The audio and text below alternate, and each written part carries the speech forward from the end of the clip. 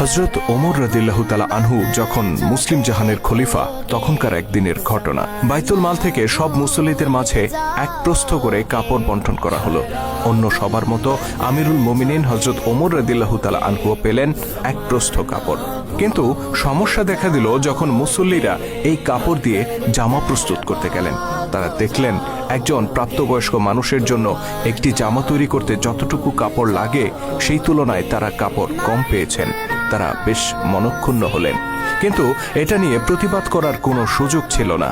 কেননা বাইতুল মালে যতটুকু কাপড় ছিল তা সবার মাঝে সমভাবে বন্টন করতে গিয়ে প্রত্যেকের ভাগে যতটুকু বরাদ্দ হয়েছে তাদেরকে ঠিক ততটুকুই দেয়া হয়েছে, কাউকে কম বা বেশি দেয়া হয়নি। ফলে বিষয়টি নিয়ে মুসল্লিদের মাঝে দুঃখ থাকলেও কোনো ক্ষোভ ছিল না। কিন্তু বিপত্তি বাধে শুক্রবার জুমার দিনে, যখন খলিফা ওমর রাদিয়াল্লাহু তাআলা আনহু নতুন জামা পরে মসজিদে নববীতে এলেন। মুসল্লিরা লক্ষ্য করলেন তাদের সবার কাপড় আটসাট হলেও খলিফার গায়ে পরিহিত নতুন জামাটি বেশ বড় সড়ো। তারা বুঝলেন এক প্রস্থ কাপড় দিয়ে এত বড় জামা প্রস্তুত করা সম্ভব নয়, এখানে অন্তত 2 প্রস্থ কাপড় লেগেছে।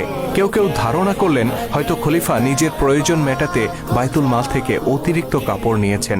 বিষয়টি নিয়ে অনেকের মাঝে চাপা ক্ষোভ সৃষ্টি হলো। অতঃপর যথাসময়ে মিম্বরে দাঁড়ালেন আমিরুল মুমিনিন ওমর রাদিয়াল্লাহু তাআলা আনহু। উদ্দেশ্য ছিল মুসল্লিদের উদ্দেশ্যে ভাষণ প্রদান করা। মুসলিম খলিফারা তাদের খুতবায় মুসল্লিদেরকে সৎ কাজের আদেশ আর অন্যায় থেকে বিরত থাকার উপদেশ দিতেন। ওমর রাদিয়াল্লাহু তাআলা আনহুও তার ব্যতিক্রম ছিলেন না। তিনি বললেন, হে লোক সকল, তোমরা আমার কথা মনোযোগ দিয়ে শোনো। কিন্তু যে মানুষটি অন্যদেরকে ন্যায় অন্যায়ের শিক্ষা দেবেন তার নিজেকে আগে ন্যায়ের ধারক হতে হবে। নিজে ন্যায়পরায়ণ হলে তবেই তিনি অন্যদেরকে নসিহত করতে পারেন। খলিফার কথা শুনে উপস্থিত ক্ষুব্ধ মুসল্লিদের একজন দাঁড়িয়ে গেলেন আর বললেন, আমাদেরকে নসিহত করার আগে আপনাকে একটি প্রশ্নের উত্তর দিতে হবে। খলিফা বললেন, কি প্রশ্ন তোমার? লোকটি ক্ষোভের সাথে বললেন, আমাদের জন্য বাইতুল মাল থেকে এক প্রস্থ করে কাপড় দেয়া হয়েছে, যা জামা তৈরির জন্য যথেষ্ট নয়।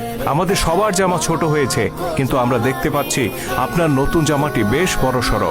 আপনি নিশ্চয়ই বাইতুল মাল থেকে অতিরিক্ত জামা নিয়েছেন এবং নিজের চাহিদা মোতাবেক জামা তৈরি করেছেন। খলিফা বললেন, তুমি কি নিশ্চিত যে আমি বাইতুল মাল থেকে অতিরিক্ত জামা নিয়েছি? লোকটি বলল, যদি তা না হয়ে থাকে তাহলে আপনার জামা কিভাবে এত বড় হলো? মসজিদে নববীতে তখন উপস্থিত ছিলেন খলিফা ওমর রাদিয়াল্লাহু তাআলা আনহুর পুত্র আব্দুল্লাহ ইবনে ওমর।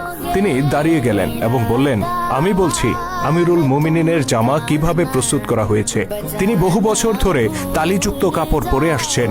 খলিফা হিসেবে দায়িত্ব নেয়ার পরও তিনি বেশভূষা পরিবর্তন করেননি। ছেঁড়া তালিযুক্ত কাপড় পরে বছরের পর বছর তিনি পার করে দিয়েছেন। যখন বাইতুল মাল থেকে সবাইকে কাপড় দেয়া হলো তখন আমিও অন্য সবার মতো এক প্রস্থ কাপড় পেলাম। আমি আমার কাপড়টি আব্বাজানকে দিয়েছি যেন 2 জনের কাপড় দিয়ে তার জন্য একটি সুন্দর জামা প্রস্তুত করা সম্ভব হয়। আল্লাহর কসম, তিনি বাইতুল মাল থেকে নিজের জন্য অতিরিক্ত কিছুই নেন না। সাধারণ মানুষের জন্য যতটুকু বরাদ্দ তার অতিরিক্ত একটি সুতাও তিনি গ্রহণ করেন না। আব্দুল্লাহ ইবনে ওমর রাদিয়াল্লাহু তাআলা আনহুর এই বক্তব্য শোনার পর লোকটি সন্তুষ্ট হলেন। তিনি খলিফাকে বললেন, আমি আমার উত্তর পেয়েছি, এখন আমি আপনার কথা মনোযোগ দিয়ে শুনব। আপনার উপদেশ, আপনার নসিহত আমি গ্রহণ করব।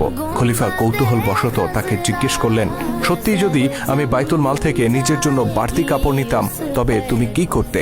লোকটি দ্বিধাহীন কণ্ঠে উত্তর দিলেন, আমি আপনার বিরুদ্ধে তরবারি কোষমুক্ত করতাম। লোকটির এমন কথা শুনে উপস্থিত মুসল্লিদের মধ্যে শোরগোল শুরু হয়ে গেল। কেউ বললেন, খলিফার সাথে এই কেমন ধৃষ্ট আচরণ। কেউ আশঙ্কা প্রকাশ করে বললেন, এই বেয়াদবির জন্য তাকে অবশ্যই শাস্তি পেতে হবে। কেউ ভাবলেন কঠিন মেজাজি ওমর হয়তো তাকে দৌড়া মারার আদেশ দিবেন। কিন্তু তারা যা ভাবলেন, যে আশঙ্কা করলেন তা ঘটল না, বরং সবাইকে অবাক করে দিয়ে মুসলিম জাহানের খলিফা আল্লাহর দরবারে শুকরিয়া আদায় করলেন। তিনি বললেন, আলহামদুলিল্লাহ, যে ওমরের ভয়ে সারা দুনিয়া তটস্থ, সেই ওমরকে সুশাসন প্রতিষ্ঠার স্বার্থে তলোয়ারের ভয় দেখানোর মতো মুসলিমের অভাব নেই।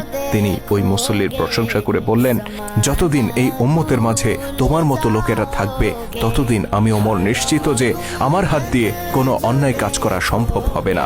এই ছিল আল্লাহর সত্য দিন প্রতিষ্ঠার ফলাফল। এই ছিল ইসলামী জীবন ব্যবস্থায় মহান খলিফাদের শাসন নীতি।